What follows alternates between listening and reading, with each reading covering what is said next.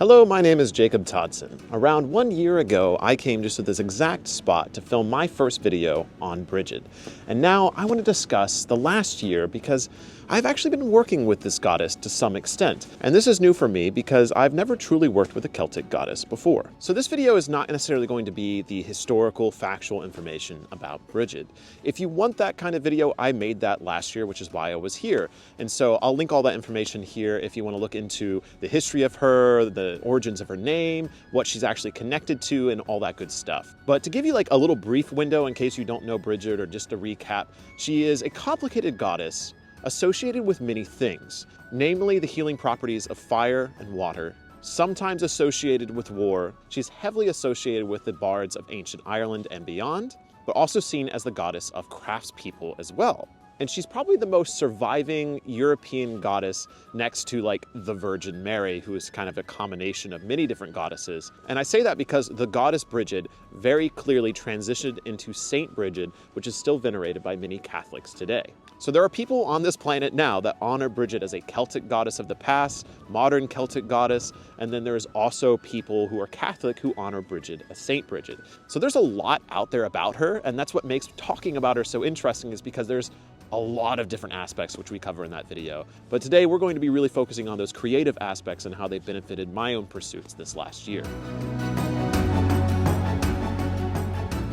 I'm going to see if I can pull together all these elements here, because a part of healing to me and a part of the creative spirit, and it's all kind of wrapped up into the Brigid journey for me, is acknowledging and accepting that there's a problem. In order to heal, we must accept that we're wounded, accept that there's something wrong. And I think for almost a year, I was not accepting that there was something wrong with my creative spirit. I was like, no, I've done all this crazy stuff. I've done the ayahuasca, I've done the sweat lodge, I've done all this. I should be healed by now. And it really took me connecting with Brigid to realize, no, there's still work to be done. And so accepting and acknowledging the pain was something I needed to do. And then there's also the creating the space to heal. And I think this also goes with the creativity, and we're going to get into that as we proceed through this video. But in order to connect to the creative spirit, which is what I believe Brigid is tied to, you have to create the space, create an open heart so that you can absorb the creative energies, absorb that inspiration that comes to us when creativity strikes. And I was for so long closing myself off to that creative spirit. And so this last year, Brigid has really helped me open myself up to the creative spirit once again. And I think another aspect of Brigid that is really important is the aspect of love. Love is the fuel for creativity, and you have to love yourself. You have to be able to have internal love and external love in order to have a good balance with your creative spirit. And that's something I think so many creative, artistic people struggle with, is they may have the external love, which I think I was always pretty good at as far as like showing my passion for things. But just like so many creative people I know, behind the camera, within myself, I was always struggling. No matter how well a video did, I could have a video do exceedingly well, or I could have a video do exceedingly poor, and I often felt the same. And so finding peace and love within your own creative work is something that I think Brigid is really good at helping us connect to. And then finally, something I struggle with being a pagan, it's something that I feel like, again, I've made a video about this, is praying and what prayer looks like to us.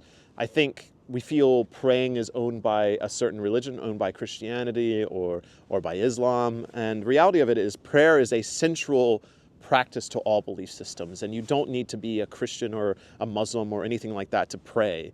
Anyone can pray. You don't have to give an offering. Sometimes just sitting there and giving your words and your wishes to a higher power is just so important. And something that's been really integral to me is combining that water element. I've been really into cold exposures and saunas for a really long time. And one of the things that's really helped me, especially connecting to Brigid and healing myself, has been doing cold exposure or sauna and praying at the same time. And it's really incredible. If you've never really tried this, and obviously if you're not sure about cold exposure, it's not for everyone. If you're not sure about sauna, you can just do a hot bath, have a nice hot soak in the water. I talk to a lot of women in particular that connect to the healing powers of just taking a hot bath and maybe putting some essential oils and flowers in there. Whether the water is warm, hot, cold, doesn't matter. Going to water is such a healing thing, and it's something we take for granted. So anytime I go to water, especially, whether it's hot or cold, I pray. I get into that cold water and I pray to Brigid. I pray and I give those blessings and I give that gratitude, and and I might ask for something, and it's been a really beautiful connection, and one I really didn't have as part of my spiritual repertoire until this last year. For any creative person out there, and there is an argument that everyone is creative, no matter who you are, creating space for something to happen is so very important. Our lives are so busy now, so gunked up.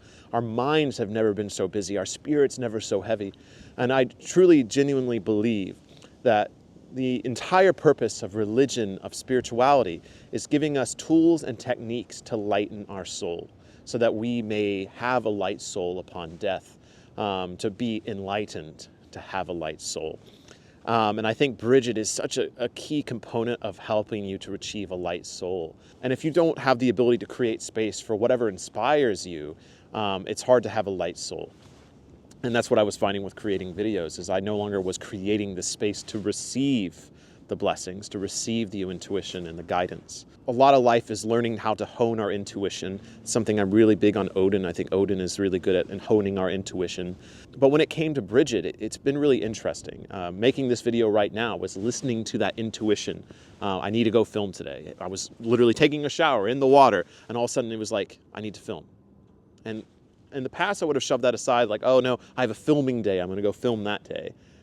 But this time I'm like, no, I just need to throw my clothes on, I need to go out and film while I'm being inspired, while I'm receiving that download, so to speak, as some of the new age kids put it. So that kind of gets me to advice for this video, advice from my own journey this last year, is I think we all need to take a lot more time just to sit and be. I was just reading a book on, and I think I mentioned this in the podcast as well, reading this book on people traveling in the ancient days, medieval times. And sometimes it would take them 6 or 7 days to travel to another town. And people would spend 6 or 7 days just thinking, praying, singing. And it was a lot more time to contemplate things. And the winter times in the ancient world, it was a lot of just being in the house and thinking and reflecting. I'm really glad I don't live in those times, but I envy the amount of time they had to process stuff, the amount of time that they had to sit and think. And I do think that is one of the things missing in our modern world. And so, yeah, I really recommend everyone take more time to sit, think, commune. And if you need to walk and do things like that, that's really big for me, is walking and communing at the same time, and really just reflecting on things. To me, that's when inspiration strikes us. And yeah, we need to create that space. Otherwise, we can never hope to receive those messages. And I think that's when we get the most lost, is when we can't receive. When I encounter a lot of people feeling lost or stuck, it's because they ironically, despite being stuck, haven't taken time to just sit and be with themselves and commune with that creative spirit, to commune with a goddess like Brigid. So all this has been leading to is an offering I have done recently. And so at this last Fellowship of Northern Traditions event, I wanted to do something for Brigid. And I've been kind of planning this for some time, because after I got the tattoo shop gig, I had been practicing. It was time to put my head down and just draw lines, dots, shading, people, figures, garbage, good things, bad things, everything in between. And I had been stashing all of this up. And I do have a video footage I can show you of everything on the floor, because I just wanted to show how much it was. All of this I've been stashing away. Very little of it I have shared on social media, more or less maybe on stories. But the main reason I had been stashing this up, because this was going to be my offering to Brigid, to my creative spirit. And I was able to give that recently. And we had a little ceremony, myself and 2 others that did tattoos for the weekend. We called to the creative spirits, the gods, the goddesses, Brigid, Brigid, and to the muses, the ancestors that were creative. And my offering was all this artwork that I made. And there's something really beautiful about spending countless hours drawing or creating something and then offering it up, giving it to the flame, giving it to Brigid. And the reward is the creative spirit. The reward is the connection to that divine intuition.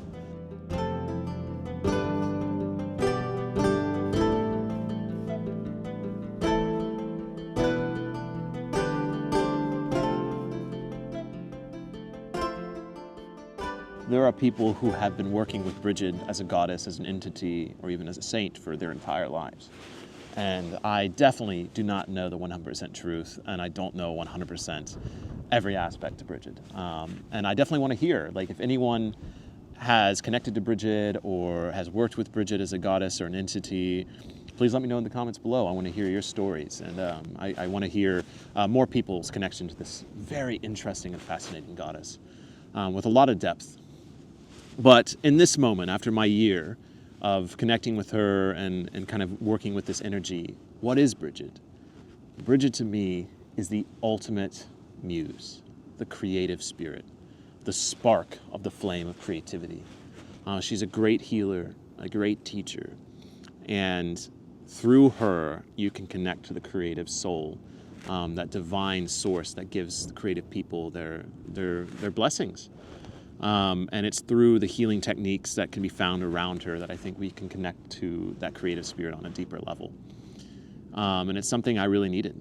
And if anyone's ever feeling burned out in anything, I really recommend looking towards Brigid. And I definitely think that after years working with Odin, Odin is an amazing force for change in your life. But I think feeling kind of spiritually burned out or creatively burned out is probably a byproduct of a lot of time working with Odin. He changes you so much. You really need time to create space to heal. And I think Brigid would be a good counterpart to that. At least it has been in my own personal journey. I might have to hold down the camera a little bit here. It's really windy. But I do want to share one last piece of advice. I'm going to use the wind as inspiration here. Because when creativity strikes, it's like the wind. You don't know how long it's going to last, but you can feel that energy, the spirit moving through you, and that source. But you don't know how long the wind's going to last. Eventually it dissipates like it just did. And so you need a way to harness the winds. For me, that was creating this video when I felt it. But sometimes when we're getting that creative spark, when we see that spark from Brigid's flame, we don't have the ability to sit down and create our art right there in the moment. We don't have a way to harness the wind. And for me, the way to harness that wind as a creative person living in today's society is you can use your smartphone if you wish to write something down really quickly. But I highly recommend having a physical journal, something you can write in. That's what happened to me when this video came to me, is I quickly pulled this out and I just started writing stuff down before the wind dissipated. So we can better capture it, because at some point you're not going to feel it. It's going to dissipate again. And so we need the best way to capture that wind, especially in our busy life. And so yeah, I definitely recommend having something. I always recommend something physical, actual paper to write down ideas. And many creative people already do this, but it's something I've done throughout my life. It's something I picked up and dropped again, but it's something that I've definitely returned to now that I'm trying to commune with that creative spirit, to commune with Brigid even more. Thank you so much for watching this video. I hope it's been helpful to you, and I hope that Brigid's able to help you in your life if you're creatively struggling. The next video I plan on making here at this channel is going to be discussing another ritual I did at this last Yule event, where I put on my last Odin ritual after 9 years of working with him, roughly. And so yeah, I probably won't say goodbye forever, but it just felt like time to kind of do this last big ritual. And so the next video, I'm going to be talking about what I've learned after 9 years, what this ritual looked like, and exploring more of why I'm saying goodbye to Odin for now. But if that sounds interesting to you, make sure you subscribe and all that good YouTuber stuff, and I'll see you in the next video here at the Wisdom of Odin. Oh, and I should also say, happy Imbolc, happy St. Brigid's Day, because that's coming up around the time of this filming, and so, yeah, Brigid's blessings to you.